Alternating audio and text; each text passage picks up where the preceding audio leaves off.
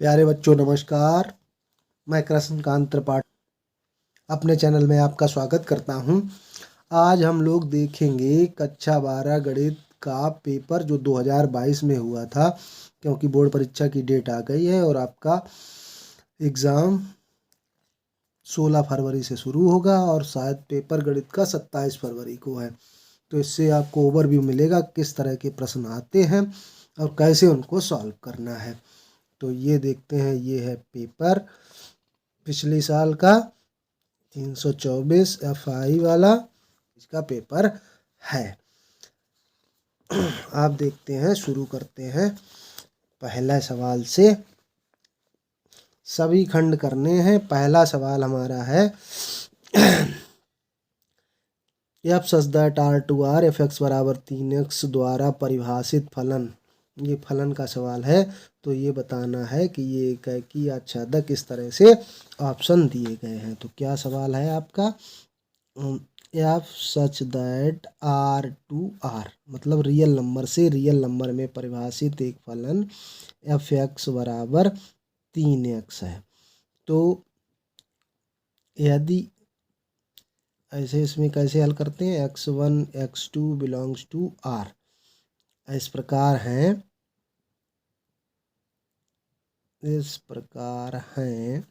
कि fx1 बराबर fx2। तो fx1 की परिभाषा क्या हो जाएगी? 3x1 और इसकी हो जाएगी 3x2। 3 कैंसिल, इससे आ जाएगा x1 बराबर x2। तो ये किसकी कंडीशन होती है? एकाकी की। अब आच्छादक के लिए देखते हैं। fx जो दिया गया है इसको y मान लेते हैं। 3x हुआ। अगर x का मान निकालेंगे तो क्या हो जाएगा? y/3। अब fy/3 का मान निकालते हैं तो 3 और x की जगह क्या लिखेंगे? y/3 यानी कि y, यानी कि एक वास्तविक संख्या रखेंगे उसका प्रतिबिंब भी वास्तविक संख्या होगा, यानी कि सभी अवयव जुड़े होंगे, इसलिए ये आच्छादक भी है। आच्छादक है। तो आच्छादक हो गया, एकाकी हो गया। तो हमारा ऑप्शन कौन सा सही हो गया? एकाकी आच्छादक दोनों है ये।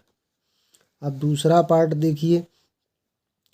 खा वाला पार्ट कह रहा है cos इनवर्स cos 7π/6 इसका मान बताइए।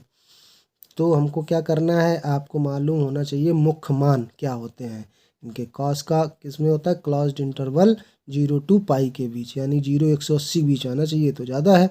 तो इसको कैसे हल करेंगे? cos इनवर्स फिर cos, इसको कैसे लिख सकते हैं?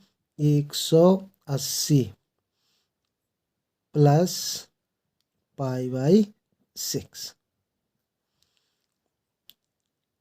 ये हो जाएगा 6π प्लस 7π, यानी कि 7π/6 हो जाएगा। तो इसका मुख्य मान क्या हो जाएगा?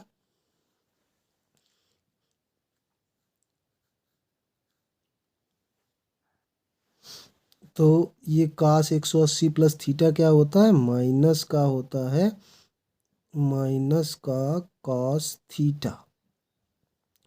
लेकिन ये माइनस का आ जाएगा। इसका मुख्य मान कहाँ से होता है? cos का मुख्य मान होता है, इसका मुख्य मान जो होता है वो क्लोज्ड इंटरवल 0 से π, मतलब 0 से 180। ये तो -30 हो गया, तो ये तो होगा नहीं। तो क्या करेंगे फिर? इसको और बदलते हैं। इसको कैसे लिख सकते हैं? cos इनवर्स cos 180 में से कितने घटा दें? 150 घटा दें, यानी कि 5π/6 घटा दें। तो ये क्या बचेगा? Minus 180 minus theta minus cos theta होता है, और ये माइनस तो है ही, ये माइनस लगा हुआ है और इसको हमने ऐसे लिख दिया, तो 30 बचा।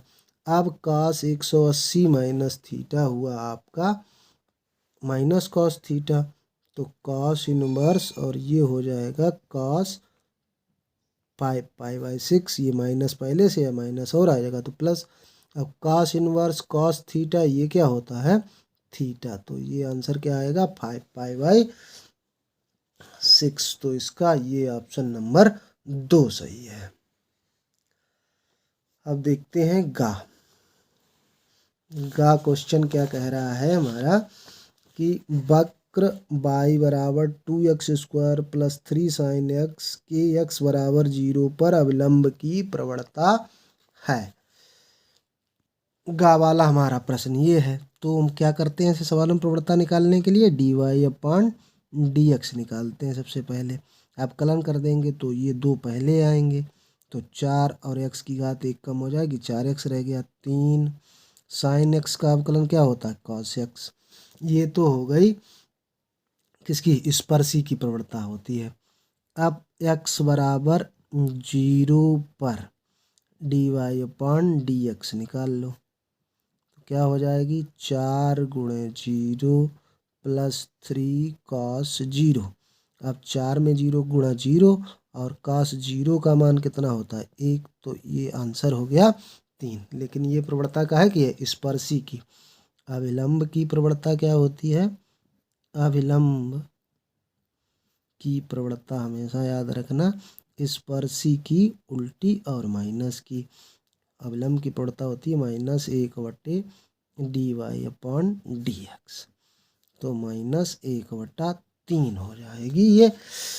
तो इसमें हमारा ऑप्शन हो जाएगा ये 4 नंबर सही हो जाएगा। घ नंबर जो प्रश्न है वो अवकल समीकरण का है। 2x² d2y/dx2 -3dy/dx plus y बराबर 0 की कोटि।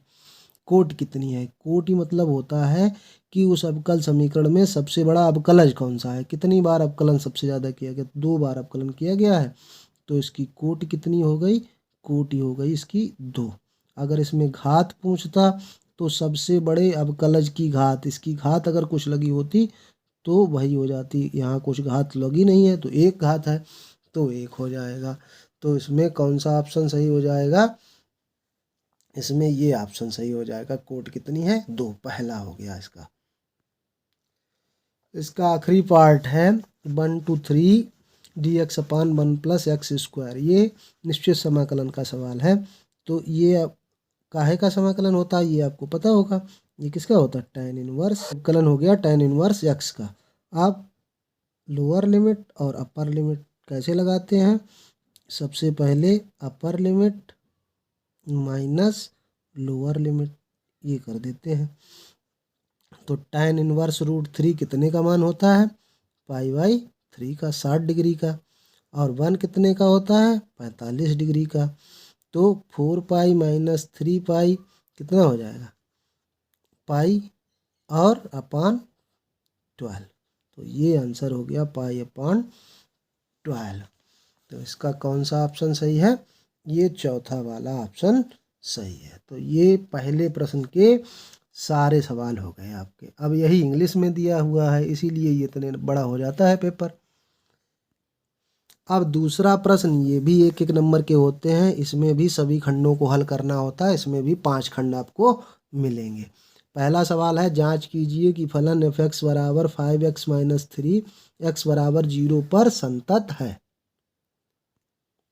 क्या दिया गया है, फलन हमारा दिया गया f(x) बराबर 5x - 3 x बराबर 0 पर। तो क्या करना है, लिमिट देखना है x बराबर 0 पर। लिमिट अगर लगा देंगे तो limit x tense to 0 5x - 3, अब x की जगह 0 रख देंगे तो आंसर क्या आएगा -3, और f0 निकाल लीजिए तो 5 × 0 - 3 बराबर -3। चूँकि लिमिट और फलन का मान दोनों बराबर हैं अतः फलन x बराबर 0 पर संतत है। का क्वेश्चन है cosec x, फिर ब्रैकेट में लिखा है cosec x plus cot x dx, इसका समाकलन करना है। तो क्या कर देना है, cosec का अंदर गुणा कर दीजिए, तो ये हो जाएगा cosec² x plus cosec x into cot x हो जाएगा। ये हो गया cosec² x का समाकलन क्या होता है माइनस cot x, और cosec x into cot x का cosec x, एक कांस्टेंट जोड़ देते हैं, बस यही हो गया हमारा आंसर। ये हमारा सवाल था 1 नंबर का, बस हो गया। अब गा नंबर सवाल है, 2 आव्यूह दिए गए हैं, उनका गुणा करना है, ए बी बताना है। अब ए बी बताना है, तो ए बी निकालना है, तो इनको पास पास रखेंगे। 0 -1 0 2 3 5 0 0। गुणा कैसे होता है आव्यूह का? पहली रो पहला कॉलम होता है गुणा। ये कहिए आप अपने आप, पहली रो पहला कॉलम। 0 का 3 में गुणा होगा तो 0, और -1 का 0 में गुणा होगा तो 0। फिर पहली रो दूसरा कॉलम गुणा होगा तो 0, और इसका गुणा होगा तो 0। फिर दूसरी रो और पहला कॉलम वही काम चलता है, फिर 0 फिर 0, फिर इसका फिर 0 और फिर 0 आएगा। सब जगह 0 0 आ गया, तो आंसर क्या हो गया? 0 0 0 0। ये हमको प्राप्त हो गया ए बी।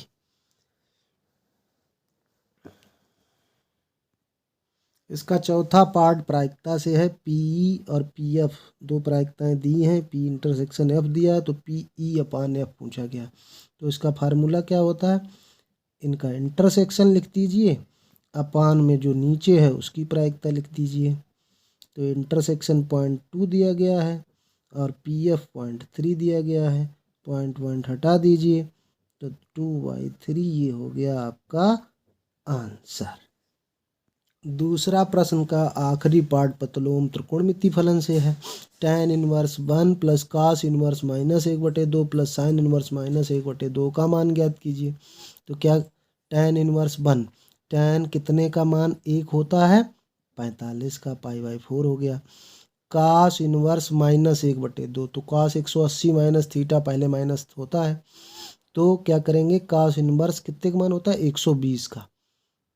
कितने का मान होगा? 120। 120 कैसे लिखेंगे? 2π/3, 3 से भाग देंगे, तिछाक 18। और ये sine minus theta minus sine theta होता है, तो ये -30 का मान होता है। बस एलसीएम ले लीजिए। कितना एलसीएम होगा? 12 एलसीएम हो गया। 4 तिया 12, 3 चक्कू 12, और 4 का ऊपर गुणा होगा तो 8π, और 6 दूनी 12, 8 3 11 से 2 चला गया तो 9π/12। अब 3 से कट जाएगा, 3 चक्कू 12, 3 तिया 9, तो ये हो जाएगा 3π/4। ये हो गया हमारा आंसर। तो 2 सवाल हमारे हो गए और 10 नंबर पक्के। इसमें कुल 9 सवाल हैं। तो 9 सवाल में अब 2 प्रश्न हम लोगों ने कर लिए हैं। आगे के सवाल अगले वीडियो में देखेंगे। धन्यवाद। अगर पूरे पेपर का आपको हल चाहिए तो कमेंट करिएगा, फिर मैं आगे के प्रश्नों को हल करके डालूंगा।